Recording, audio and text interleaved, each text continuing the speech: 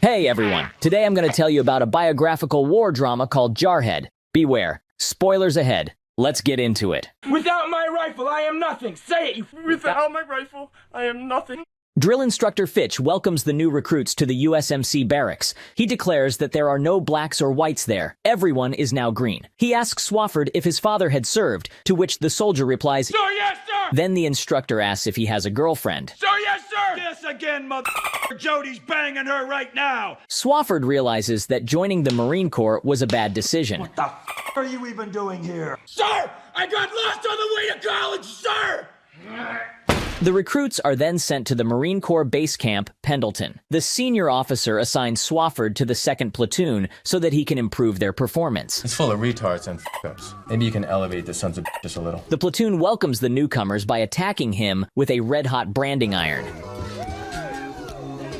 He loses consciousness. When he wakes up, he discovers that there is no brand on his leg. Troy says they scared him by switching out the brand. You want a brand?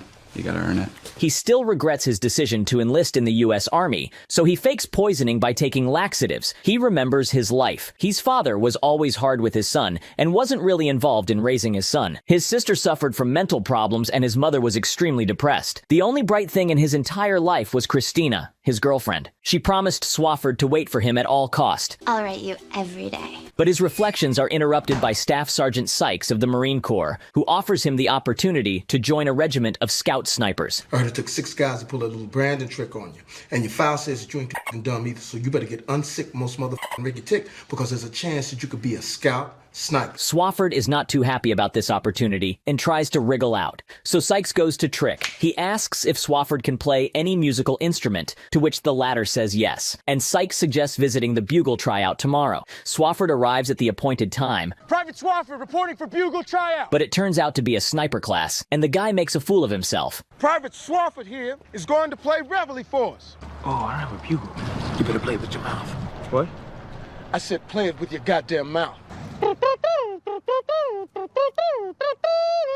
After the public humiliation, Swofford proudly declares that he wants to stay. You still here? Yes, yes, Sergeant. Yes, what?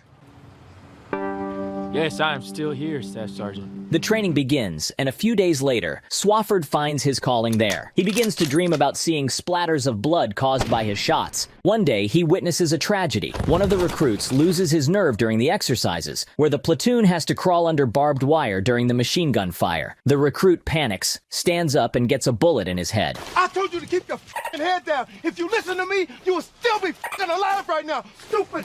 Swofford completes his infantry sniper training together with 7 other soldiers. Sykes makes Swofford the shooter, and Troy is appointed to be a spotter. Spotter, shooter, spotter, shooter. Troy looks enviously at Swofford because he wants to be a shooter himself. Sykes teaches them how to say the sniper code. Without my rifle, I am nothing. Without my rifle, I am nothing. At just about that time, Saddam Hussein invades Kuwait. After watching news report, Troy excitedly says, We're going to f***ing war. the U.S. is in this conflict. On the same day, the Marines watch a movie about the Vietnam War. All the soldiers are thrilled seeing military actions on the screen, expecting a bunch of a cruel, bloody mess. The session is suddenly interrupted, and the announcer says that their recruits are to report to the company area. All the Marines are extremely happy that they will finally have a chance to put their skills to work. The U.S. begins to deploy troops for Operation Desert Shield. Lieutenant Colonel Kazinski briefs the Marines and says that Iraqis use Nerf gas. He shows them a picture of an Iranian kid suffered from that very gas. That fact demoralizes soldiers a little.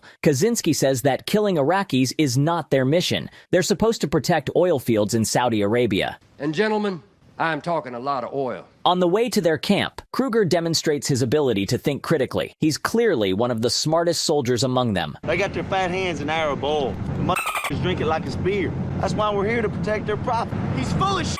Who do you think gave Saddam all his weapons? We did. Politics. The 2nd platoon settles in its new camp. While unpacking, Swofford looks at his girlfriend's picture. Oh, she's hot. Yours? Yes. You better shoot yourself in the foot and get a ticket home because Jody's gonna be all over her! Come on, I drink a gallon of her pee just to see where it came from. Cortez calms them down by showing them a picture of his pregnant wife. Oh no! Please don't love me! Sykes storms the tent and orders the fighters to put on chemical protective gear for a run. 55 seconds. You're all dead. And since you're all dead, I guess you wouldn't mind taking a little run in these suits. Their everyday routine has begun. They gather for formation 6 times a day. The soldier hydrate, patrol the empty desert, and then dehydrate when ordered. They throw hand grenades into nowhere, navigate imaginary minefields, fire at nothing, and hydrate some more. After this useless routine, they keep watch at night. The price of crude oil has nearly doubled, and President Bush sends in more troops, and the number of troops increases to hundreds of thousands of soldiers. It has been 62 days since the arrival of the 2nd platoon. Out of boredom, they try to entertain themselves by arranging scorpion fights for money. Swofford tells us the main rules of avoiding boredom. Suggested techniques for the Marine to use in the avoidance of boredom and loneliness. Masturbation. Rereading of letters from unfaithful wives and girlfriends. Cleaning your rifle. Further masturbation. A wall of shame is installed in the camp, where the soldiers put photos of the girlfriends and wives who failed to wait for them to come back from service. Swofford begins to worry about his girlfriend. Is she up there yet? What? Don't worry, she will be. She'll be right there.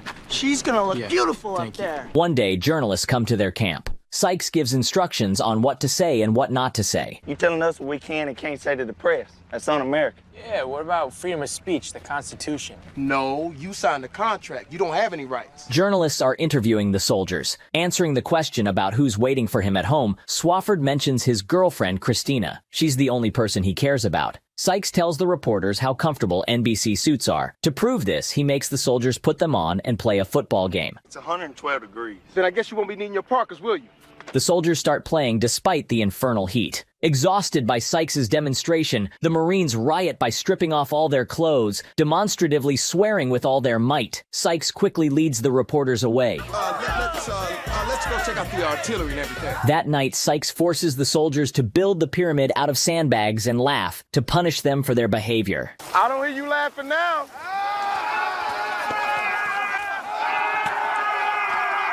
He announces that they will have a 2-day search in the rear and orders to take the pyramids down. In the evening, Swofford gets his dog tags. He's upset that they don't say no preference. He also receives a letter from Christina in which she tells him that she met a guy named Carl. He's the night manager at the hotel where she works. He's the night manager at her hotel, and she says he's a good listener? Oh, man. The soldiers mock him, saying that Christina will soon make her appearance on the Wall of Shame. Kruger encourages Swofford and tells him to call her before jumping to conclusions. For several days, Swofford goes about in complete despair, constantly thinking about what the letter said. The next day he calls Christina. The conversation is going well until he interrupts her and asks if she knows Carl well. She then pretends there's a connection problem and hangs up, which unsettles Swofford even more. He now has nightmares about his girlfriend. As if that isn't enough, Detman receives a tape from his wife and invites the guys to watch it. It's supposed to be the Deer Hunter movie. However, there's no movie on the tape, but a video of his wife cheating on him with their neighbor. The tape turns out to be his wife's revenge for his past infidelities. Troy calms Detman down and leads him away. Several Marines turn on the video to continue watching, but Troy turns back and stops them. He tells everyone to mind their business. What are you doing? I'm waiting for you to leave so I can watch it again. Why do you want to watch it again?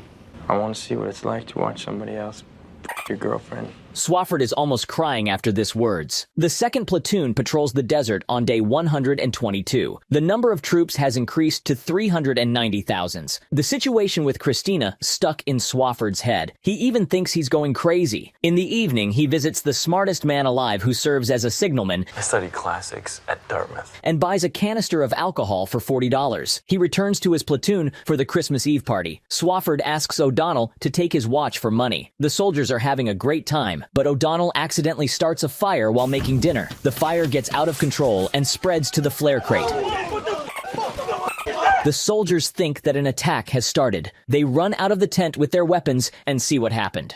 It was my sausages. The next day, naked Swofford vomits in front of the platoon under the scorching sun. So do you have all of that unauthorized beverage out of your system? Sykes demotes Swofford to private for leaving the watch and assigns him to dispose of waste from the outdoor toilets. And I don't think Mysterio is enjoying his duties now. He is completely disappointed in his military service. The next day, Swofford and O'Donnell work on assembling and disassembling rifles. Swofford is still mad at O'Donnell. What would you say if I told you I was gonna kill you for f***ing me over like that? I already told you it was an accident. An accident, like when this trigger slips. And he admits that he wants to know what it's like to kill a man. He loads the rifle and aims it at O'Donnell's head. Cortez leaves the tent, saying that he doesn't see anything. What do you think, Cortez? You think I'll accidentally kill your homeboy from boot camp?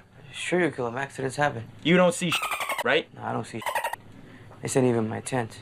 I ain't even here, Swofford. Swofford yells at him, making him recite the sniper code. Without my rifle, I am nothing. Say it, you... Without my rifle, I am nothing. Then he goes insane and orders O'Donnell to shoot him. Tell me, you fucking pussy! Realizing what he has done, he begins to cry. While on patrol in the desert, Troy reprimands Swofford for what happened between him and O'Donnell and makes him apologize. Swofford begins to apologize, but is interrupted by the sudden sound of gunshots. When barely distinguishable silhouettes appear on the horizon, the Marines form a line. Swofford greets people in Arabic and approaches them for negotiations. The negotiations seem to be tense. Hey, don't fucking touch the rifle! Having told him that someone shot their camels, they leave. On their way back, the platoon cheerfully discusses what happened, and the soldiers are surprised that Swofford speaks Arabic. It turns out that Fowler is who killed the camels, and he's really proud of it. He did it just for fun, being tired of boring routine. All the guys look at him with judgment. Everyone understands that it was because of him that they were just about to kill 9 civilians for no reason. Fowler notices a civilian girl sitting in a passing-by car and starts to show her his intelligence. Hey, teach me some of that Arabic. What's, come suck my d-? Sykes informs the 2nd Platoon that they are now doing Operation Desert Storm. Hussein has finally officially announced Iraq's invasion of Kuwait, and there will be casualties. The soldiers are excited about the chance to use their skills in the real battle. The enemy uses toxic gas, so the soldiers are given atropine pills and injection syringes. All the soldiers have to sign a waiver because the pills aren't proven yet. Kruger is not going to take the pills and refuses to sign the waiver. I'll take the fucking pills, and a year later, my will turn inside out and start fucking talking to me. Sykes explains what happens after being poisoned by that gas and forces everyone to sign the waiver and take the pills, but Kruger spits it out when Sykes is not looking. Later, they start digging sleeping holes for themselves. At this moment, American fighters fly over them. Troy begins to argue that what they're doing is pointless. After all, while they're busy digging around, the war is moving a mile away from them thanks to the Air Force. By the time we have our rifles dialed, the war's gonna be a mile down the road. Swofford wants to sort it out with his spotter. Without letting him finish, Sykes takes Swofford aside and says that Troy will be kicked out of the army as soon as he returns to the U.S. because he lied about his criminal record on his application. He orders Swofford to keep an eye on Troy. Swofford tells Troy that he could have told him about this secret. Troy advises him to mind his own business. In the evening, soldiers receive mail. Christina sends back the t-shirt, which Swofford left for her. She sent it back, man. Sent it back like you send back a ring. She also attaches a note saying, "I'll always love you, Christina." Swofford is upset by this package, but he focuses on Troy because he needs support more than anyone else there. All the soldier in the tent starts to cheer him up. They grab Troy and brand him with the Marine sign. You earned it, man. The next day, the 2nd Platoon is under fire from the enemy artillery. While everyone is hiding in the shelter, Swofford keeps standing, enjoying the beginning of the first battle so welcomed and so desired. Are you all right? I pissed myself. Sykes tells him to get the batteries for the signalmen. He runs through the artillery fire, brings the batteries, but they turn out to be dead. The Iraqis are retreating. The Marines advance in their direction. In the distance, they see U.S. fighter jets returning after their mission. Fowler happily waves at them, but 2 fighters suddenly turn around and, mistaking the infantry soldiers for the Iraqis, begin shelling their own troops. Several soldiers get wounded. Thought we were Iraqis? Keep moving. The 2nd Platoon reaches the cluster of crashed and burnt cars destroyed by that very U.S. fighter jets. They walk among blasted and burnt vehicles with smoking corpses scattered about and realize that there are a lot of civilians among them. We're trying to get away. One of the soldiers finds corpse of a little girl. It is here that they arrange a halt. Swofford leaves his platoon, approaches the charred corpses, and realizes the true meaning of what is happening. He vomits at what he sees. He is deeply shocked. The Iraqis set the oil wells on fire, causing an oil rain. Sykes gives an order to dig in, but a change in wind soon causes them to relocate. Digging their sleeping holes, soldiers spot Fowler, who's digging something in the distance. Fowler, what are you digging over there? Nothing. Our orders are to dig over here. A few men approach him and see how this jerk is playing with a corpse. Check out what I put in his mouth.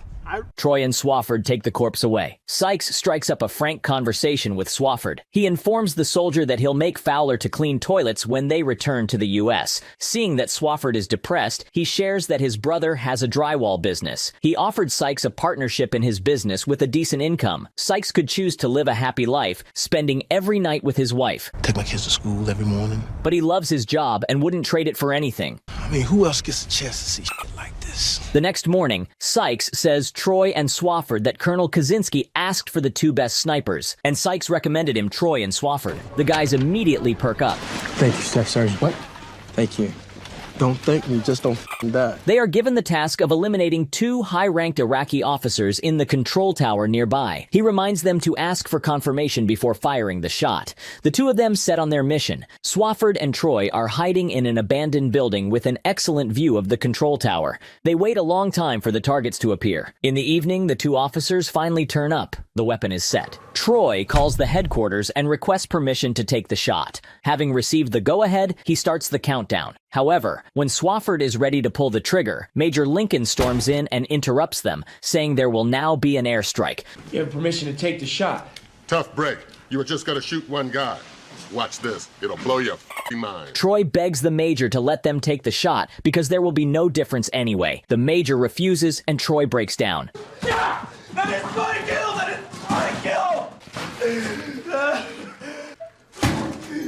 You stay, boys. It's some weird motherfuckers. They see how the Air Force doing their job again. Later in the evening, Swofford and Troy discuss their plans to return to civilian life. Troy says he'll be a drug dealer. Checking the time, they realize that the pickup didn't come for them and that something went wrong. The two friends go to camp on foot. Suddenly, they hear a noise from a distance. Hoping that it is the Iraqis, they are preparing to fire. Climbing a hill, they see that it is the U.S. military celebrating their victory around the fire. Having a little party, you're a little overdressed. Everyone is happy that the war is over, but Swofford says in frustration he never shot his rifle. You do it now.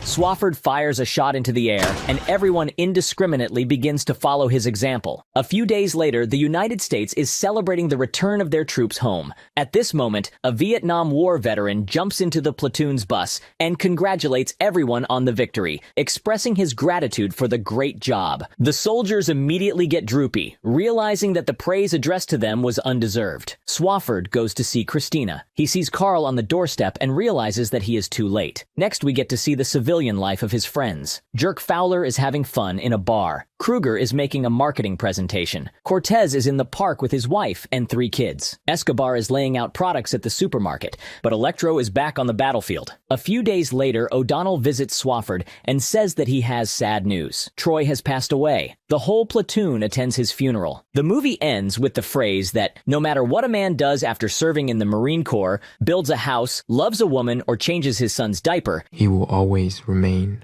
a Jarhead.